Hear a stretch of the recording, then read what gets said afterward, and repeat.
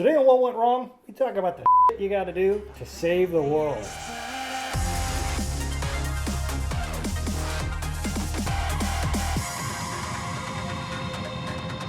Hi, I'm Brett Mauser, and I made over 40 feature films. And in the heart of every film is a hero. Whether it's a tragic hero, what's the word I'm looking for? An anti-hero. Anti-hero, or just your regular old hero. There's always one that's at the heart of every story. One that the audience can relate to. Unfortunately, nowadays, I have seen a lot of movies and even comic books and whatnot completely misinterpreting, misunderstanding, not realizing what a hero is and what his or her purpose is. A hero to me, and all of literature for the last 5 millennia, has been a character that goes through challenges, that has to fight for what they believe in, or learn something and become a better person. And nowadays there seems to be this notion or idea of you being perfect just who you are. And that's not who we are as a people, as a species. We should be constantly growing and becoming better human beings ourselves. But with a hero that just doesn't give you anything to strive for or strive to become, then they really aren't a hero. Would you agree? I would. I was like, is there going to be a question? No, I agree completely. I think that, and I think when we were talking before, I talked about how my understanding of heroes comes from fairy tales. And I'm probably going to misattribute the quote, but it was, and I'm probably going to misquote it, but we don't tell kids fairy tales so that they're afraid, but and fairy tales were pretty freaking dark. Fairy tales don't tell kids that there are dragons. They know that there are dragons. But fairy tales tell them that there are knights to slay the dragons. And the idea was that the knights in fairy tales were virtuous, and they were good, and these were teaching kids that these were things to aspire to. And I feel like we've definitely lost that somewhere along the way, especially in the stuff that we're telling kids, like in the stuff that we're portraying to kids. One of the things that really kind of like grates on me is when you take, especially a fairy tale, because like I said, I feel they're really made for kids. And when you take kind of the villain in a fairy tale or a children's story, and you give them a backstory that makes them not evil, because what that tells a child is that evil just needs to be understood. And I think that the purpose of a fairy tale is to acknowledge that sometimes there's just evil. And growing up, my favorite villain, because she scared me so much, was Maleficent in Sleeping Beauty. Because, I mean, of all of the Disney villains, she was the only one that really didn't have a foil. Like, I mean, her foil was her little minions that were idiots, but, she really didn't have a foil. She didn't have a stupid, kitschy song that she sang and, marched around singing and just kind of looked silly, but she didn't. She was just very, like, intimidating, and she turned into a dragon. I'm sorry. I mean, she was just terrifying. She had to be killed by a magic sword. But the idea was that they, like, I won't even go watch those movies that are out with Angelina Jolie, because they take that kind of just pure evil of this character that had to be slayed by goodness and magic, and they make her into a sympathetic character. And I'm like, that wasn't the purpose of the story. I was like, you took the one, like, exquisite villain in Disney's fairy tale history, and you destroyed it. And now you've told all these kids that you just need to find the backstory. I'm like, yes, you tell an older person that. You don't tell a child that. They need to understand that there's good and evil. And then when they get to the point where it's like learning math. You have to learn to math the old way before you can learn the tricks that they're teaching kids now as new math. Yeah. That's a tough lesson to learn, that there is evil, and I think you were talking about discomfort recently. Yeah. And there are discomforting facts, things that we don't want to hear or want to know. there's that quest for trying to figure out what is evil, or why something evil happened, or why did this happen, and that's the, trying to find motivation or legitimacy for somebody going to a public square and blowing themselves up along with 30 people. Well, why did he do it? I don't give a why he did it. It's Pure he did evil. But it's interesting. It's interesting that we get to this point of the why for the person behind it. And maybe on some level we want to understand so that we don't get to that point. Because on some level we do understand that we're fallen, and so that we're capable of being the villain in our story. I think that used to be a motivation. I don't know. I definitely think that's definitely way back in the psyche now. Well, I think now there's a maleficent there's a maleficent motivation to a lot of this, being political and cultural, and to defend when their somebody actions. from your tribe does something evil, you have to justify that so that you're not clustered in with that.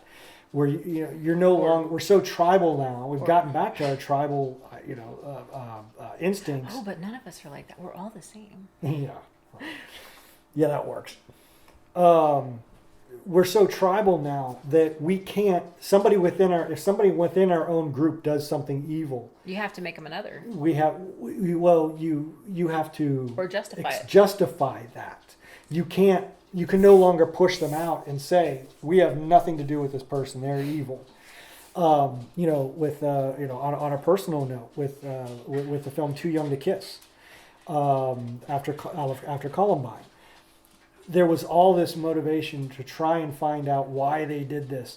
Were they, was it the video games? Were they watching movies? Did society make them do this? Was this where they tried to blame Judas Priest at one point? Metallica, Yeah. and they I know they tried to blame the video games. Yeah, I remember that.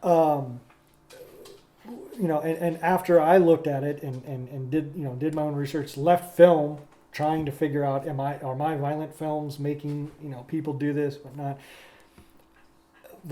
Basically the premise or the moral of Too Young to Kiss at the end was basically sometimes people are just evil. You have to understand that evil is out there. Yeah. And it takes heroes to stand up and call it for what it is, let alone fight it, but just to stand up and call it as evil and saying this is wrong. I don't care what your motivations are. Yeah, well, and because that's an acknowledgement that it's not you that's evil, the actions you're taking are evil. And so I'm calling you out for what you're doing. But see, the thing is, we can't even get to that delineation between an evil person and an evil act if we can't establish that there is evil. And that's what we're undercutting at that kind of fundamental level of teaching kids about good and evil. It's like you teach them, like they go to Sunday school and they're learning these very esoteric themes. Well, fairy tales made it concrete, and now we're not. And and I can remember when I went back to college in the early 2010s, really started seeing no culture can be better or worse than the other. And me being who I am, I'm Of course. Broff, saying, are you going to tell me that a culture that takes women into the back room and what's the term? What's the general mutilation for religious purposes, and that's perfectly okay? You're going to tell me that culture is not lesser than ours? I'm going to say yes, and I'm going to stand up for that. I'm going to say that is an evil act. And that is a culture, and just because the culture says that it is okay to do that does not make it right. Agreed. I love turning around on them when they start saying, well, you can't judge a culture. You can't, one culture can't judge another. I was okay, what about the 1860s America? Slavery is a culture. Slavery was, in the culture, it was a norm. Was that not evil? Are you not judging that culture if you say that slavery was evil for what they were? The male chauvinism of Madison Avenue, the whole Mad Men thing, how men treated women. That was the culture. Even women accepted that. We had to push the right to vote on women. Yeah. Majority of women didn't want the right to vote, but men stood up and said, no, you have the right to vote. You should be able to do that. That was the culture where women shouldn't be allowed to vote. Does that mean There were a few women fighting for it, but Yeah. for the most part, you're right. The vast majority were not. Because they didn't want to be on the fire brigade. Because that came with responsibilities, Right. like having to help put out fires. And they didn't want that. They didn't want to have to go to war. So, there's a fear being taught to be afraid of calling things out for what they are. And that goes to comfort. Yes. We don't know how to be uncomfortable anymore. It's like I think I mentioned it earlier, not once you started filming, before you're filming. But in our collective memory, we don't remember a time when we've been extremely uncomfortable. Like, we don't remember, the vast majority of people alive in the United States today don't remember the Great Depression. Like, we didn't live through it. We don't remember the rationing from World War II. Our grandparents do, but they're dying. And I mean, I think the most uncomfortable thing we remember was the toilet paper shortage of 2020. And I mean, we want to talk about a first world problem. We don't value the skills and the character you develop when you're uncomfortable. And so, I mean, that's that whole body positivity movement, the idea that you're fine just the way you are, and not trying to become something better, because we don't want to be uncomfortable. And so we don't, if a kid's uncomfortable, then we're like, okay, well, you don't have to do that. No, you should be uncomfortable. I mean, that's how you get better at something. I mean, we accept this in our athletes. Like, we tell kids, shake it off, keep going. But we don't tell them that about, character development. It's like, the kids at school are making fun of me. Well, stand up for yourself. Mm-hmm. I'm not saying everybody should get into a fist fight, but, you should be able to stand up for yourself or know how to, disengage. And so it's like that. I mean, if we can't do that, then clearly we're never going to get to heroes. Yeah. Because heroes are people that are willing to be uncomfortable. And so what is it? You have to be willing to be comfortable in discomfort, or being comfortable when you're uncomfortable. I mean, we can't handle being without toilet paper. And we expect people to stand up to the forces of the government or forces of evil. I mean, no, it's not going to happen. You're not going to be able to release the Lion of Judah if you're like, I can't survive without 50 million rolls of toilet paper. Mm-hmm. I mean, it doesn't happen. And so it's like something is going to break, and we are going to be put in a position where we have to be very, very uncomfortable. And all of this coddling and softness and sympathize with the enemy and all this is going to go away for the mere sake of survival. And then we will understand again how important those things, those toxic masculine characteristics are that we've been driving out of our little boys. Mm-hmm. I mean, you don't get heroes from a weak society. I mean, you're going to get them in spite of. It's the whole point of a hero, is to go up. It's if somebody just does, hey, I'm going to go down to the grocery store, pick up some toilet paper.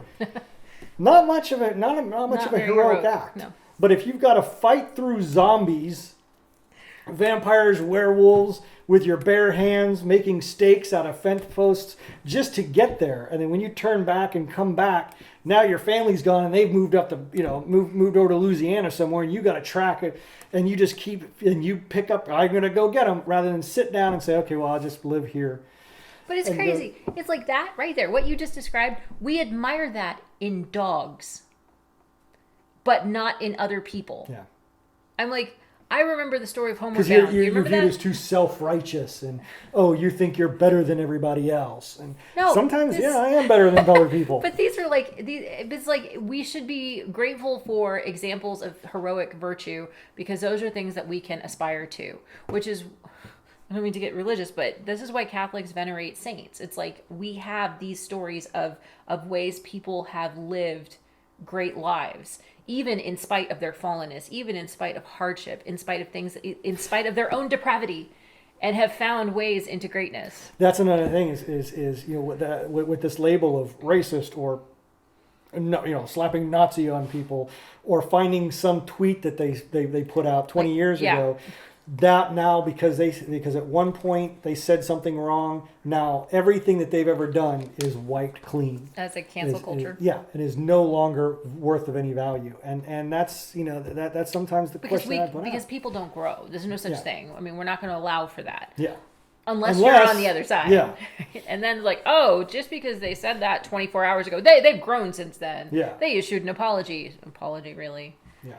It should come down to a personal looking inward as well. What a hero should do is make you look inward as well in terms of, am I being the best person I can? Okay. So again, I go back to kind of the lives of the saints because I don't compare myself to men in a foxhole. And that's kind of a lot of times the closest thing we have to heroes now, right?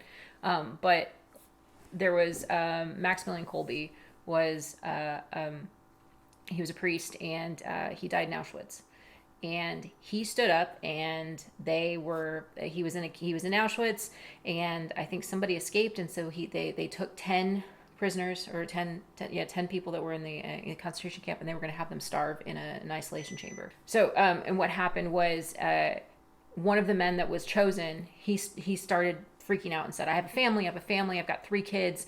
And so Maximilian Kolbe volunteered. And so he was the last one alive. And they were like, after a week, and they were singing and he was leading them in prayer and whatnot. And then afterwards they came in, he was the last one alive. And I don't remember why, but they needed to clear the room. And so they were going to just kill him. And so he offered his arm to be injected with carbolic acid. And I'm just like, and what that did to me, that and Sir Thomas More's story, which everybody knows from A Man for All Seasons. But I think about both of their situations and I'm like, could I have done the same thing? I mean, these are people that were put in, yes, extreme situations, but at the same time, not that extreme. I mean, this wasn't facing a dragon. This was facing a dragon, and the one with Thomas More is like, the king asked you to sign a piece of paper. That's it. And he didn't do it, and he lost his head because of it.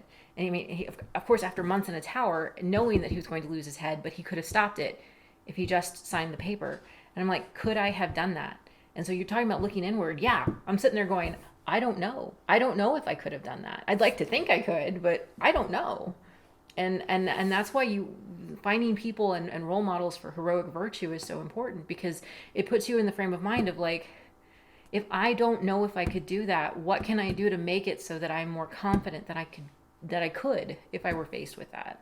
Yeah, and in my own personal life, in my day jobs, I have lost plenty of jobs because I have done that, where I will see something that is just outright wrong, and I will stand up for it, and I'll either get fired or I will call the boss a liar and get fired. And that drives my parents nuts. Yeah. That you're not going to go along to get along. Don't rock the boat. And I think that part of me comes from movies, and I don't think my parents will have any objection to me saying this, because I didn't get it from them. Because my parents are, the conservative, refined, don't rock the boat people. I've been told by them many times, when I'm telling them something's going on at work, so just don't make waves, just, it's a paycheck, just do this, blah, blah, blah. And I can only take that for so long before, no, I got to say something. I got to do something. Well, but you're right. Films put us in put a story in front of you that you're seeing, heroic virtue. Especially older films. I mean, obviously, I feel like that's not really happening. There are exceptions in more recent films, but yeah, I think that's the sacrifices that Spock made. In Wrath of Khan. I was just talking to somebody about The Watchmen, and where Rorschach at the end. Spoilers. Rorschach spoiler at the end. for me. I haven't seen it. Has uncovered the truth about this main conspiracy, but that main conspiracy helped save the world. But he was so devoted to the truth, and he said, I have to go tell the truth. And Dr. Manhattan, the one that, basically God in all intents and purposes, says, you can't tell them. You know what I have to do if you're going to try to tell them. He says, I got to tell the truth. And he takes a few steps and poof, he knew he was going to get obliterated by Dr. Manhattan. And he did anyways. He went forward and said, even though he didn't, wasn't even able to tell the truth, he made the attempt to tell the truth. And then in the end, it winds up he was able to get a journal out. But at the same time, though, that put Dr. Manhattan in the choice of in the position of having to make that choice. Like, am I sacrificing this guy, or do I let him tell the truth? It's so important to him. Am I going to sacrifice him? So, I mean, his death wasn't just like, I made the choice. I mean, he put somebody else in the position of having to destroy him. Yeah. I mean, yeah, and to me, and movies impacted me in that way. Those films of the 70s and the 80s. Well, not so much the 70s; they were very dark movies in the 70s, but especially in the 80s and the movies. I grew up in the 90s. Had those themes of loyalty and friendship and honor and doing the right thing. And nowadays, it's almost teaching the opposite with a lot of these films that. And I'm gonna pull into Star Wars and even Mulan and all these other things. The new one, yeah, is talking about you're the moral of these stories is you can do anything you want and you are a hero because you're a woman. Oh yeah. But when you look between the lines of like Mulan and Captain Marvel and everything. Yes, you can be an all-powerful woman as long as you have magic powers. Exactly. But see, that was and that's unfortunate because in the original version of Mulan that Disney did, obviously it's based on a legend, right? So I feel like they did a pretty good job. It was just her using her ingenuity, and that meant anybody could have done it, but she did it, and so it wasn't like she was magic. Well, it comes down to talking about Star Wars. You have and I didn't watch the animated stuff, so I didn't know the character that well until recently with the Mandalorian, all this hubbub and everything of a character named Ahsoka Tano. Star Wars people forgive me, but I just didn't watch the animated stuff. But this character, the one that's played by. You could make up a name. I won't know. I haven't seen it past the original 3. The Ahsoka Tano, I think, is her name versus Rey from Star Wars. And then people saying, well, Star Wars fandom is just full of toxic masculinity. No, these fans worshipped this Ahsoka Tano. Forgive me for I know that name up. But the orange chick with the big ears thing, tubes. I'm gonna get so roasted by Star Wars fans on this. But she went through trials and she was tortured in growth, had to make tough choices. She left the Jedi Order. She was falsely accused. All, people hated her. She already sounds more interesting than that other chick. And all these things happened to her. And you throw in Rey, who everybody loved and didn't really have to do anything, just had the Force thrown upon her and whatnot. To say that, people didn't like Rey, Star Wars fans didn't like Rey because she was a woman. No, look at this Okasa. I have to look that, But she went through all those trials, and she was a great character. I mean, even just a 5-minute documentary taught me about her. I was like, oh my god, that's a really cool character. But see, that's the thing. There's objective criteria for determining what is a good character. You can be a good person, not be a good character, right? And so it's like if you have a really boring, character arc. I mean, yes, character arc. You can be a bad character. Yeah. And everything I've read about that Rey chick is she's not a good character. Yeah. Somebody called her a Mary Sue, and I had to look that up because I had heard it a lot in relation to Twilight, and I was like, oh yeah, that explains it all. But that's why women like Twilight, because you can put yourself in the main character's role, and there's no character development. And that's why they like romances that are like that, where you can put yourself in the main role. And I get that, but at the same time, that doesn't make them good characters. And so, I don't know, it's very frustrating to have those arguments with people. It's like, it's not about who she is. It's about what she's lacking. It's like all the stuff they left out because it was going to take too much time or it would require too much money to create the character development track. But when you don't have that, you're not invested in the character. The Last Unicorn, right? she annoyed the crap out of me. Like the first like 10 minutes of the movie, I absolutely adored it. But then my favorite character is the butterfly. But anyway, you haven't seen it? Okay, you should, because the butterfly is amazing. Anyway, so she goes on this trek to find the rest of the unicorns because the butterfly has told her that they're gone, that they've all died, or they're gone. And so she goes on a quest. She leaves her comfort zone to go find the rest of the unicorns, the call and everything. And she follows the character arc. And she annoys the crap out of me, like in this first part, because she's very hoity-toity because she's a unicorn. She believes that she's special and that people should treat her with, like, somebody called her a mare, and she like lost her mind. And I was like, she reminded me of Luke Skywalker, the way he like just gets all imperious and whines like nobody's business in the first couple of movies. And but I was like, but then like you see her grow as she gets turned into a human, and she's like freaking out about it, but then she like kind of comes to grips with a lot of things about being a human, and that really kind of humbles her. And then, at the end, you're just like, she can't ever be like the other unicorns because she's been human and she's felt mortality. And so then you're like, oh my God, this is so much deeper than she was at the beginning, where you're just like, stop. But yeah, and I feel like if you don't have that, then you're just stuck with this like superficial cartoon character, and you can't love that. You can't love a superficial cardboard cutout. Yeah. You can't. You have to have a person there that has depth. And you create the depth with a character by giving them that backstory, by giving them that character arc. And it doesn't sound like she had one, so I was just like not interested in seeing it. And we've also changed what a hero is, and in culture. A hero, first of all, a hero should be somebody who's done something that no one else has before. Nowadays, you can have somebody do something that millions of people have done before. But because they're a woman, they're now a hero. Oh, okay. This most recent... Like, kick the 30-yard... kick the ball 30 yards. Did you see that f***ing kick? Look, I don't even know where to start with that, because it was just like...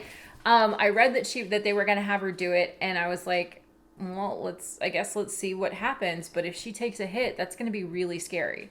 Because I'm sorry, I don't care how of a woman you are. You take a hit from... 300-pound linebacker, an NCAA Division I linebacker, it's gonna hurt. We're not built for that. Yeah. I was like, you can play soccer all you want, you're not getting trained for that. I mean, are there girls rugby teams? Yeah, I think I have seen. But they play girls, right? Mm-hmm, yeah. I was like, I think I could take a hit from a girl. I don't think I could take a hit from a guy. They're much more dense. Like their bones are actually more dense, if I understand that correctly. But anyway, yeah, so I read that and I was like, I hope she doesn't get hit. I was like, that would be terrible. But I was like, also part of me was like, I wonder what would happen if she did get hit. Would that demonstrate the difference between a woman playing other women in women's sports and a woman playing men look at in man's sport? the soccer team. Everyone. the women's soccer team is all up in arms. They played a team of 14-year-old boys and got their ass whooped. I posted that and nobody believed me. I was like, no, it's right here, and I posted different links to prove it. And I was like, because it was an argument about women not getting paid enough, and I was like, look, women's sports don't bring in the kind of money men's sports do, and at the end of the day, it's a business. And I was like, so. Why are you going to pay people whose product is not generating income more money? I shut people up every time when I'm like, okay, well, Steven Spielberg makes, $30 million, a $30 million salary on his movies. I should get $30 million for my movies. But your product's not the same. Yeah, my movies do not deserve a $30 million salary. I don't know. But that'll shut people up real fast. But yes, since we're talking about sports, another theory, Colin Kaepernick being called a hero, who just shows a complete lack of understanding of history. Because when people kneel for the anthem, because they don't understand why we stand for the pledge.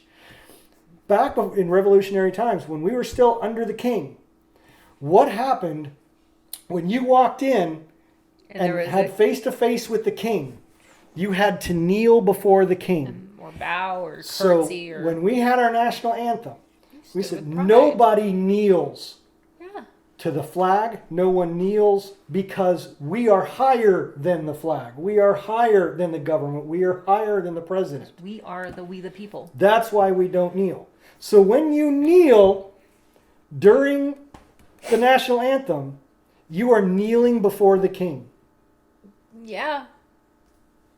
And you're going to call him a hero because, society doesn't like that.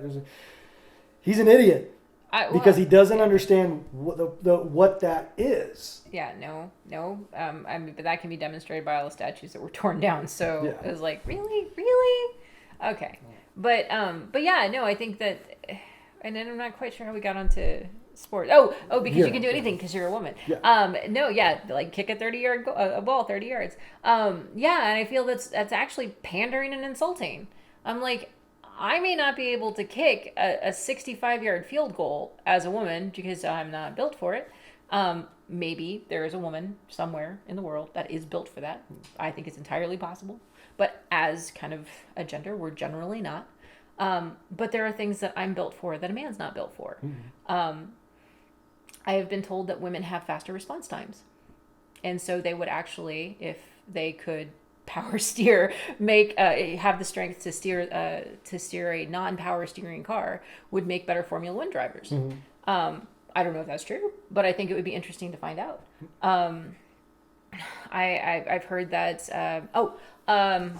air battle managers.